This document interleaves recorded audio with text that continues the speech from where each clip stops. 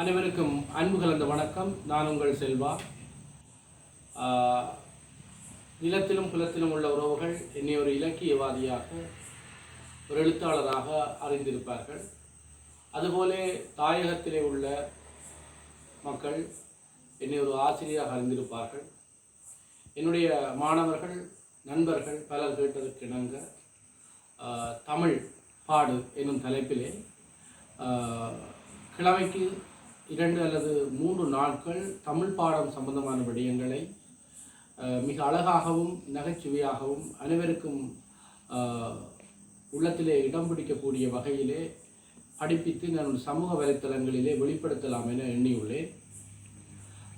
குறிப்பாக தனியார் கல்வி நிலையங்கள் பல எங்களுடைய இலங்கையிலே வடகிழக்கு பிரதேசங்களிலே இயங்கி வருகின்றன. இந்த தனியார் கல்வி நிலையங்கள் ஒவ்வொன்றும் போட்டி பற்றி இயங்குகின்றன. எனவே ஆனால் தனியார் கல்வி நிலையங்களிலே தமிழ் கற்பிக்கப்படும் பொழுது தமிழ் தாகத்தை உருவாக்காமல் பெறுபேற்றை மாற்றம் வைத்துக்கொண்டு பெறுபேறே இலக்கு என்ற அடிப்படையிலே தமிழை கற்பித்துக் கொண்டிருப்பதனால் வெகு விரைவிலே தமிழ் மொழி அழிந்து போகக்கூடிய அபாயம் இருக்கின்றது. இதை மிகச்சிறந்த இலக்கிய ஆர்வலர்கள், தமிழின் மீது பற்று கொண்டவர்கள் எனக்கு கூறியுள்ளார்கள். எனவே எனக்கு தெரிந்த தமிழை உலகமெங்கும் பரவச் செய்வதற்காக நான் அதை சமூக வலைத்தளங்களிலே படிப்பித்து வெளியிடுவேன். நான் ஒரு முறை மியான்மர் நாடு சென்றிருந்த பொழுது அங்கே மொரிஷியஸ் தீவில் இருந்து ஒரு நண்பர் வந்திருந்தார். அவருடைய பெயர் புலவன், தந்தையின் பெயர் சிவபெருமான். ஒரு வித்தியாசமான பெயர், சுத்த தமிழ் பெயர், சைவ பெயர். இந்த பெயரை வைத்ததுக்கு என்ன காரணம் என்று கேட்டேன். மொரிஷியஸ் தீவிலே தமிழர்கள் தமிழை மறந்து கொண்டிருக்கின்றார்கள். தான் தமிழ் படிப்பிக்கிறேன் என்றும் தமிழை அழியக்கூடாது என்பதற்காக தாங்கள் இத்தகைய பெயர்களை தெரிவு செய்து வைக்கிறார்கள் என்று அவர் சொல்லியிருந்தார். ஆனால் அவருடைய தமிழ் எனக்கு பெரிய அளவில் விளங்கவில்லை. தமிழ் மிக தெளிவாக, அழகாக, இலக்கணப்படி அழகியலாக பேசக்கூடியவர்கள்தான் இலங்கையில் இருக்கக்கூடிய தமிழர்கள். ஆனால் எங்களுக்கு இல்லாத ஒரு தமிழ் பற்று மொரிஷியஸ் தீவிலிருந்து வந்த ஒரு நண்பனிடம் நான் அறிந்து கொண்டேன்.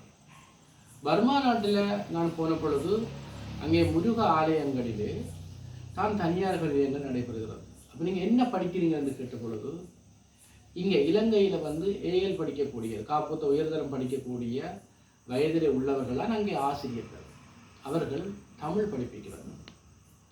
ஆகவே தமிழ் படிப்பிக்கிறதுனா தமிழை எப்படி கதைக்கிறது, இப்போ நாங்கள் ஆங்கிலத்தை படிக்கிறது போல தமிழை எப்படி கேட்கிறது, தமிழில் எப்படி பேசுகிறது, தமிழில் எப்படி எழுதுவது.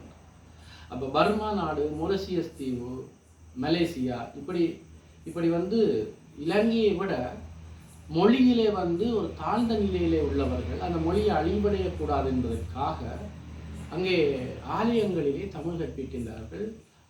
தமிழ் மொழியின் மீது மிகுந்த பற்றுக்கொண்டு தங்களுக்கு தமிழ் பெயரை வைக்கிறார்கள். ஆனால் இங்கே இந்த 2009-10 யுத்தத்திற்கு முன்னர் பிறந்த பிள்ளைகளுக்கு தமிழ் பெயர் வைத்திருக்கின்றார்கள், தமிழை அழகாக படிப்பித்திருக்கிறார்கள். இங்கே மிகச்சிறந்த புலவர்கள் இருந்திருக்கிறார்கள். புதுவர் திருவதியாக இருக்கலாம், நாவண்ணனாக இருக்கலாம், இப்படியான புலவர்கள், காசி ஆனந்தன் அறிந்திருக்கிறார். ஆனால் இப்பொழுது தமிழ் மொழி சார்ந்த கவிஞர்கள் இல்லை. அதாவது தமிழ் தேசிய அரசியல் சார்ந்த கவிஞர்கள் இருக்கின்றார்கள். அதுவும் தமிழ் தேசியத்தின் மீது சுத்தமான கவிஞர்கள், சுத்தமான சிந்தனையுடைய கவிஞர்கள் இல்லை. தமிழ் மொழியை பற்றி பேசுபவர்கள் இல்லை. வெறும் பெறுபேற்றின் அடிப்படையிலான கற்பித்தல். எனவே நான் எனக்கு தெரிந்ததை, நானும் கற்றுக்கொண்டிருக்கிறது தான், எனக்கு தெரிந்த விடயங்களை மிக அழகாகவும் இலகுவாகவும் எப்படி எல்லோருடைய உள்ளத்திலும் அழகாக தமிழை புகுத்தலாம் என்ற எனக்கு தெரிந்த ஒரு கலைத்துவமான விடயத்தின் மூலம் தமிழை உலகமெங்கும் பரப்பதற்கான முயற்சியில் இறங்கியுள்ளேன். இதில் இலங்கையினுடைய கல்வி திட்டத்துக்கு ஏற்றது போல தரம் 10-11ஆம் ஆண்டு இருக்கக்கூடிய மாணவர்களுக்கான தமிழ், அதே நேரம் உயர்தரத்தில் இருக்கக்கூடிய மாணவர்களுக்கான தமிழ், அதுபோல இளங்கலைமானி முதுகலைமானி கற்கக்கூடியவர்களுக்கு என்னாலான இயலுமான தமிழை எவ்வாறு விளங்கிக் கொள்ளலாம், உள்வாங்கலாம், வளர்க்கலாம் என்ற அடிப்படையில் தமிழை கேட்கலாம், கற்பிக்கலாம் என எண்ணியுள்ளேன். ஆகவே நீங்கள் என்னுடன் இணைந்து என்னுடைய தமிழ் பாடு எனும் சமூக வலைத்தளத்தின் ஊடாக நாங்கள் அனைவரும் இணைந்து தமிழை வளர்ப்போம் என்று கேட்டுக்கொண்டு, ஒரு நிலம் அழிந்தால் ஒரு நாட்டில் உள்ள இனம் அழியாது, அந்த இனம் கடலால் சென்று இன்னொரு இல்லத்திலே வாழும். ஆனால் ஒரு மொழி அழிந்தால் அந்த இனமே அழிந்துவிடும். நாங்கள் மொழியை வெளியாக்கி அதை வழியாக்கி காப்போம். நன்றி, வணக்கம்.